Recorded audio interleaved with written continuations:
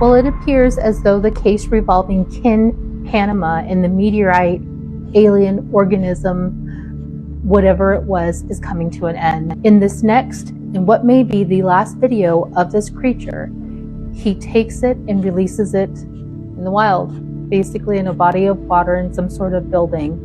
Now the question still remains, was this real or was this an elaborate hoax? And there's that persistent theory going around that this was all a hoax geared towards bringing awareness to the pollution, not only in Panama, but worldwide, the destruction of Earth. If this really is that marketing ploy, it was ingenious, because millions all around the world tuned in to see what this thing really was, and if it was an alien organism that crash landed on Earth. Take a look at this, comment below, tell me what you think.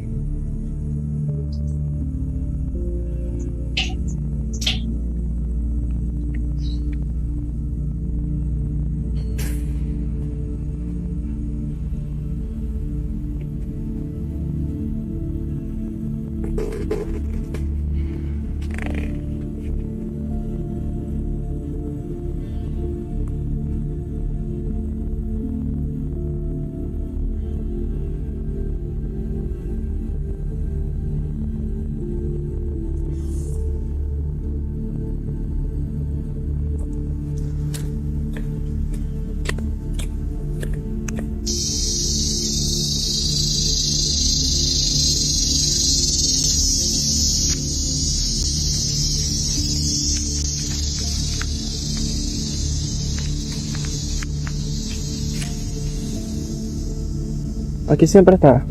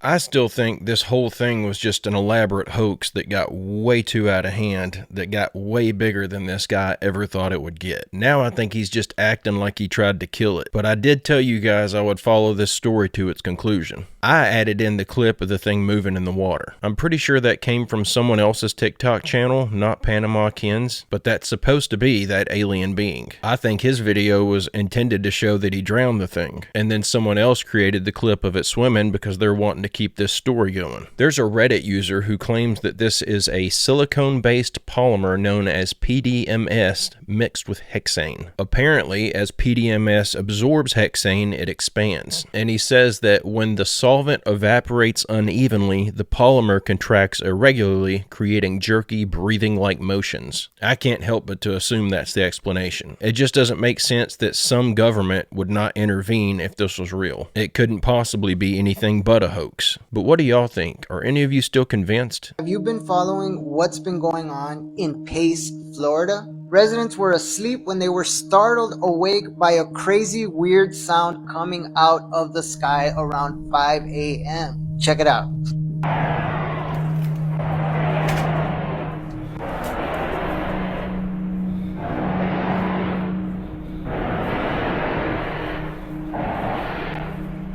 What is this noise?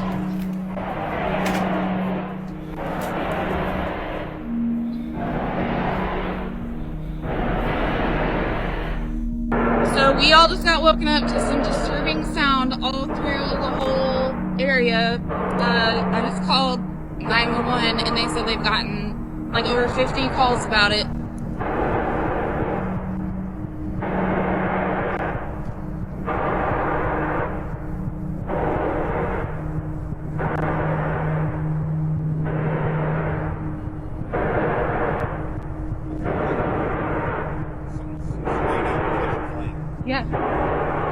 worried about? Are we breathing in something we shouldn't be breathing in right now?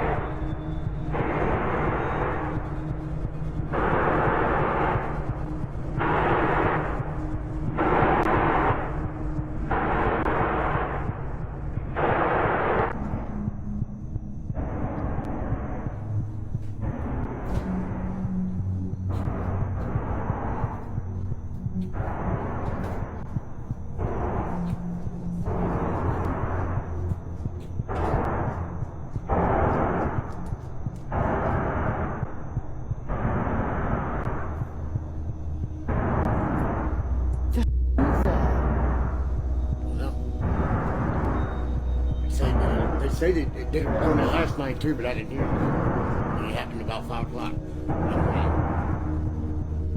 Almost no news outlets are reporting on this, and that is not all. Residents have seen strange lights coming out of the ocean right before dawn. So, what do you guys think about this? Let me know your thoughts in the comments, and like always, stay weird. I couldn't even keep count of all the videos I saw this morning of people posting this exact same thing standing in their own driveway. And I can certainly understand the panic that everybody was experiencing. That would absolutely be extremely unnerving, to say the least. However, I kept digging, trying to find the answer to this, and I actually found it. This next clip I'm about to play will show you what was going on.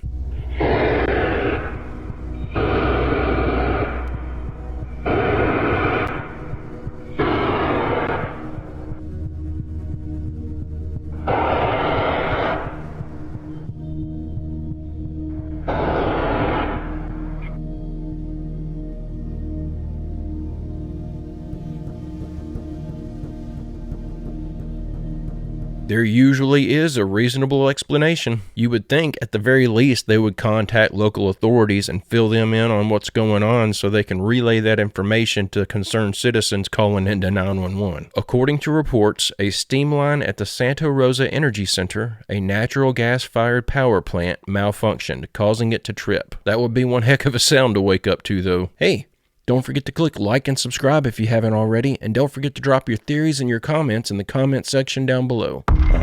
It actually bothered me the first time that I heard it.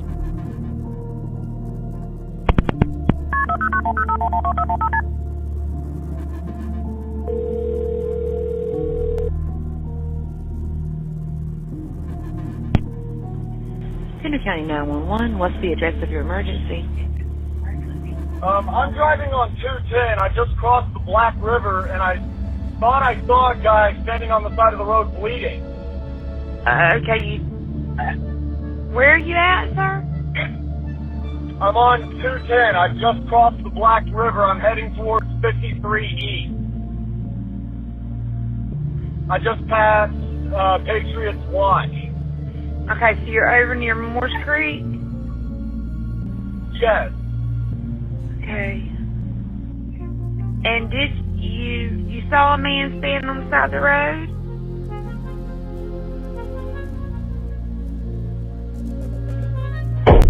What the? What was that, sir? That's not human! That's not human! Sir, are you okay, sir? There's something in the bed of my truck! Okay, what's in the road? No, it's not in the road, it's in my truck!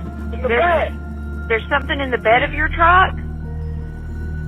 Yes, ma'am, I just turned on my bed lights for my truck and there's something in my bed. Okay, sir, when you say something, what do you mean? I just knocked it off of the bed of my truck and went over my roof. Okay, what was it?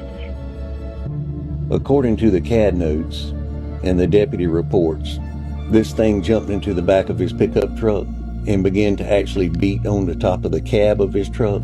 You could actually hear something beating on the top of the truck. The caller stated that it was beating and scratching on the top of the cab of his truck. He actually stated that he was able to engage his bed light and was able to somewhat identify this object that was in the back of his truck. At some point he was able to slam on his brakes, and the force of inertia actually threw this thing out over his hood and onto the highway, where this thing stood up in the roadway, made its way to the wood line, and disappeared in the woods.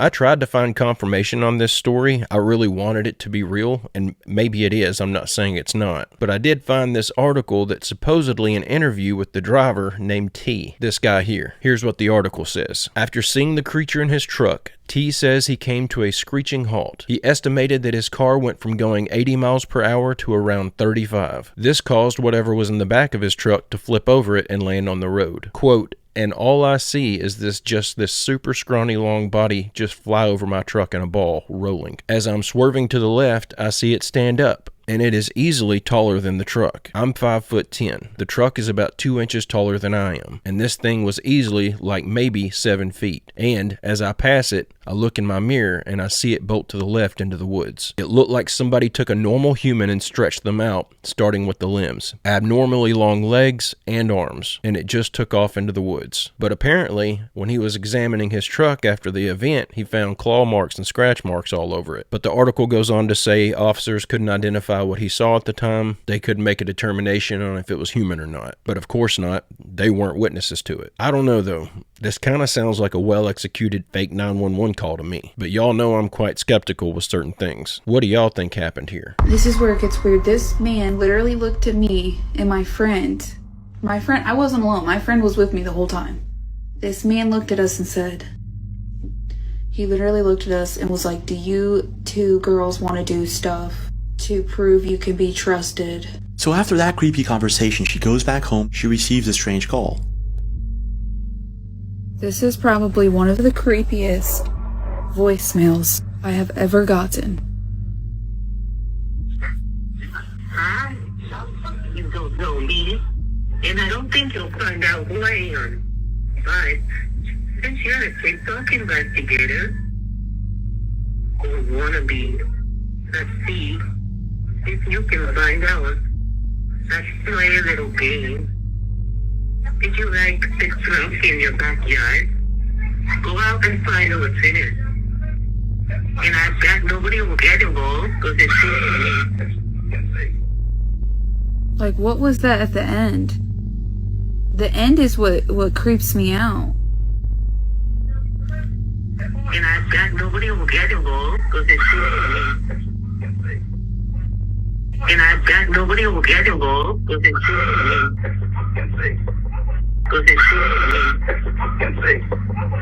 I think I hear something in the background, I'm not sure what it is. Posted this on August 15th.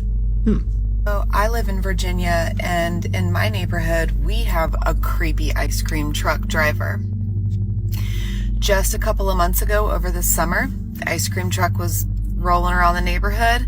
It's the same one that we've always had. And he was posted up at the end of my driveway for a strange amount of time, like too long. And me and my children, we don't eat ice cream truck stuff. So I just went out and told him, hey, we don't even eat this stuff. So we're not customers. You know, you can go ahead and go on, you know, your route. And he kind of gave me a weird look and energy, but he did. He drove off. Thought that would be the end of him. About a week later, I was coming home and there are no cars in my driveway. Okay, but this ice cream truck driver is parked at the end of my driveway. That's super creepy. Why is he parked at the end of my driveway? I don't know. So I called him out on it and I said, this is super weird. I don't want to see you here again. And he did. He just drove off. He didn't say anything. He just took off. Well, literally just a couple of days later, as I was coming around the corner to come home again, he was parked at the end of my driveway. Searching for more information, I found that the official statement is that there are no missing kids in Virginia and that the ice cream trucks are most likely just a fake trend. The question here is, why are these trucks running around at 2 a.m. in the morning and pulling over at people's driveways at night? Yo! So apparently, they're now claiming that there are no missing kids in the state of Virginia and that this is just some internet trend. Now I'm starting to believe there's more to the story. There are missing kids in every state. Pretty much not a day goes by that some kid doesn't get snatched up. Anyone coming out in an official capacity and making the statement that there are no abductions in their state doesn't need to be listened to. Just doing a quick Google search, I found this Facebook page called the Aware Foundation, and apparently that's what they do is track child abductions. Here's a post by them on August 14th. They're making the claim that Virginia is like a child abduction hotspot, that they had some of the highest child abduction rates in the entirety of the U.S. This just looks to me like maybe somebody's trying to run cover for a child abduction outfit. Although, if you think about it, this does have all the classic signs of an ARG. If that's what's going on, though, that's a really messed up thing to base a game off of. But what do y'all think is going on with this story? Didn't you find it strange that civilizations the world over all had the same legends and lore, all describing the same creatures, all describing the same giants, despite having no communication with one another? Or strange, the Chinese zodiac calendar, using all real animals except one. I truly believe dragons were real, but don't take my word for it. Maybe this is one of the reasons why there's such a desperate push to digitize all of our records.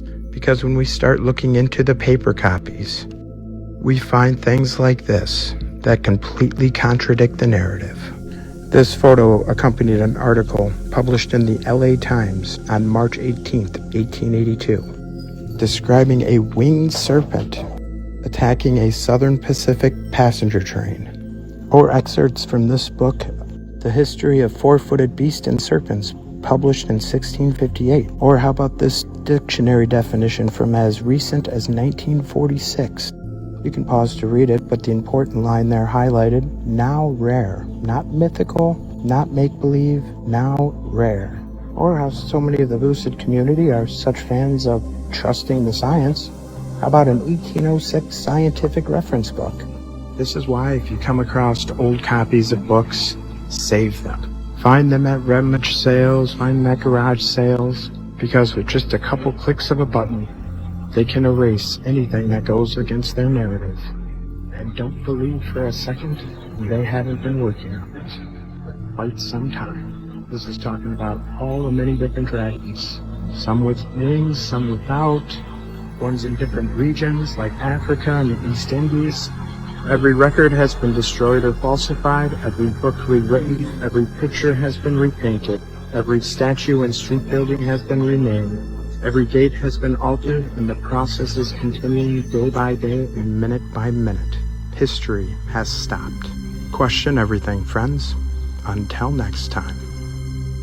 That's pretty crazy that we have actual reports of dragons attacking passenger trains in the Old West days. And I've believed in dragons for quite a while now, but I guess I just assumed that they existed so long ago there wouldn't possibly be any stories like this. I just figured they were all killed off during ancient times. Now I'm wondering how prevalent those things were. Clearly they don't want us to know about them for some reason, so they've lied to us and told us that they're all mythological creatures. But if they were attacking train cars as late as 1882, then surely they were at least around and causing problems during the settlement of the U.S. There may even be Indian tales of them fighting against these things. Surely there's more evidence somewhere. I tell you what though, the more I learn about the actual history of this country, the more thankful I am that I was not born in that time period. There's enough to deal with in the world today, but at least we don't have to worry about getting grabbed by a dragon on our way to go check the mailbox. 1969, there was a Minnesota court case involving a man named Jerome Daly, who was challenging the foreclosure of his home by the bank which provided the loan to purchase it.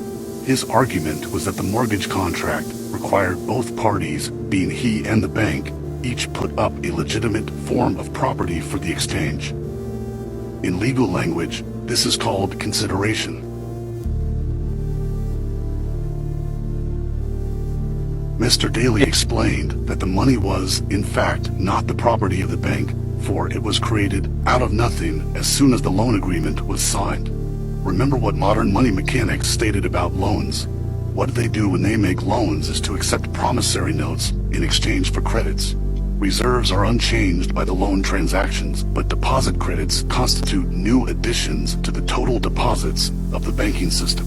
In other words, the money doesn't come out of their existing assets. The bank is simply inventing it, putting up nothing of its own except for theoretical liability on paper. As the court case progressed, the bank's president, Mr. Morgan, took the stand, and in the judge's personal memorandum, he recalled that the plaintiff, bank's president, admitted that, in combination with the Federal Reserve Bank, did create the money and credit upon its books by bookkeeping entry. The money and credit first came into existence when they created it. Mr. Morgan admitted that no United States law or statute existed which gave him the right to do this. A lawful consideration must exist and be tendered to support the note. The jury found that there was no lawful consideration, and I agree. He also poetically added, only God can create something of value out of nothing. And upon this revelation, the court rejected the bank's claim for foreclosure, and Daley kept his home. The implications of this court decision are immense.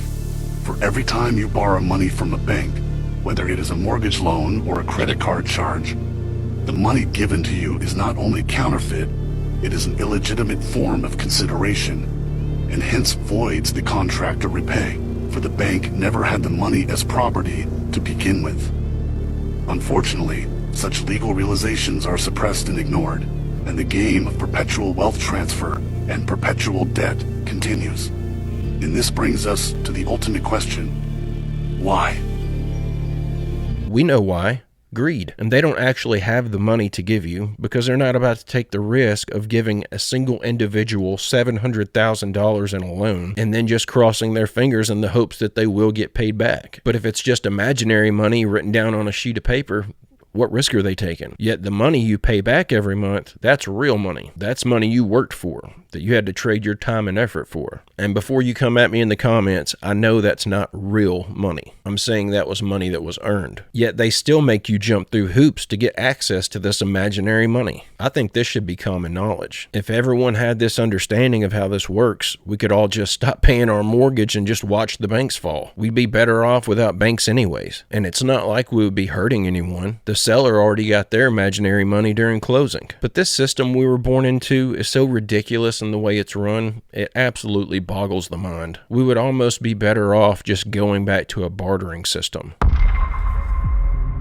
But the ultimate and most dangerous test was a huge, specially constructed vacuum chamber. One such test narrowly avoided disaster. Jim LeBlanc was the test subject in the vacuum chamber. This is one of the rare instances where they tried to use a spacesuit in a vacuum chamber, but quickly realized that it's impossible in a high vacuum, so they immediately started using swimming pools to train and remained silent on the absence of vacuum chamber training by astronauts, which basically is a lie by omission. As I stumbled backwards, I could feel the saliva on my tongue starting to bubble just before I went unconscious. And that's kind of the last thing I remember. Essentially, he had no pressure on the outside of his body, and that's a very unusual case to get, and there's very little in the medical literature as to what happens when you have that. There's a lot of conjecture, that your fluids will boil, You can see a little bit of bubbles start going. I could feel the saliva on my tongue starting to bubble. That would be terrifying. I can't believe that guy's still around to tell that story. He's lucky he didn't get turned into a big bag of soup. But one thing I find interesting, they tell us all these lies about space travel. They tell us all these lies about these specialty suits they've built that can withstand the vacuum of space. Then they allow this guy to give an interview highlighting how ignorant the very idea of that is. I kind of feel like they do that intentionally though. If they can give you the facts but dress it up as an oddity, yet still get you to believe the lies they tell you, then they know they've really got control over your mind. I think the manipulations pushed by the scientific community, those are some of the oldest and most effective forms of mind control that exist. Just a slow and steady indoctrination. There would be no better way to control the mind than to make someone think they've got all the facts and that they're under their own control, because that's not a person that's ever going to question their beliefs. They think they've formed those beliefs from diligent study and analysis, so why would they need to question it? How could they possibly be wrong? The lies of NASA are getting so out of hand though, I'm starting to think maybe their days are numbered. Everyone I know has woken up to the fact that they faked the moon landing. And I don't know anyone in my personal life who actually believes in this alien mothership nonsense they're telling us. Everyone knows they're just a bunch of liars. Let me bring in John Coleman. He's in San Diego this morning. Thank you for being here. It's nice to be on CNN. Hello to all your viewers. I resent you calling me a denier. That is a word meant to put me down. I'm a skeptic about climate change, and I want to make it darn clear Mr. Kenny's not a scientist. I am. He's the CEO of the Weather Channel now. I was the founder of the Weather Channel, not the co-founder. And I'm glad you did, because I am addicted to the Weather Channel. I watch a lot of cable news. Now, hold on just a minute. I'm not done. And CNN has taken a very strong position on global warming that it is a consensus. Well, there is no consensus in science. Science isn't a vote. Science is about facts. And if you get down to the hard, cold facts, there's no question about it. Climate change is not happening. There is no significant man-made global warming now. There hasn't been any in the past, and there's no reason to expect any in the future. There's a whole lot of baloney. And yes, it has become a big political point of the Democratic Party and part of their platform, and I regret it's become political instead of scientific, but the science is on my side. I don't think we're going to come to a conclusion about the topic right here. What I do wonder, I know though, is we're when not, you because see you wouldn't allow it to happen on CNN, but I'm happy that I got on the air and got a chance to talk to your viewers. Hello, everybody. There is no global warming. What I do want...